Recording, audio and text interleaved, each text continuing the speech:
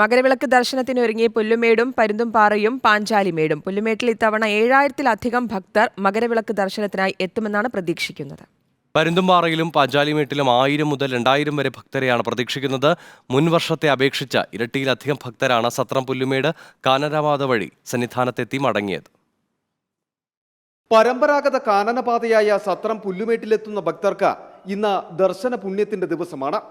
പുല്ലുമേട് മലമുകളിൽ നിന്നും ഒരേ സമയം സന്നിധാനവും മകരവിളക്കും ദർശിക്കാം. അതുകൊണ്ട് തന്നെ കിലോമീറ്ററുകൾ കാൽനടയായി കാനനപാത താണ്ടി ഇത്തവണയും ആയിരക്കണക്കിന് ഭക്തരാണ് പുല്ലുമേട്ടിലേക്ക് മകരവിളക്ക് ദർശനത്തിനായി എത്തുക.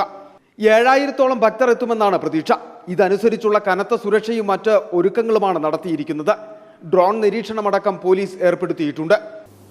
എല്ലാവിധ ഒരുക്കങ്ങളും നമ്മൾ പൂർത്തിയായി. കഴിഞ്ഞ ദിവസം നമ്മൾ ഇതുമായിട്ട് ബന്ധപ്പെട്ട് സെക്യൂരിറ്റി ഓഡിറ്റ് കംപ്ലീറ്റ് ചെയ്ത് കഴിഞ്ഞു. അപ്പോൾ കോഴിക്കാനം മുതൽ പുല്ലുമേട് വരെ നമ്മൾ ഓരോ കിലോമീറ്ററിലും പോലീസ് പിക്കറ്റ് ഏർപ്പെടുത്തുന്നുണ്ട്. അതുകൂടാതെ കുടിവെള്ള സൗകര്യവും ഓരോ 2 കിലോമീറ്ററിലും ആംബുലൻസ് സൗകര്യവും നമ്മൾ ഏർപ്പെടുത്തുന്നുണ്ട്.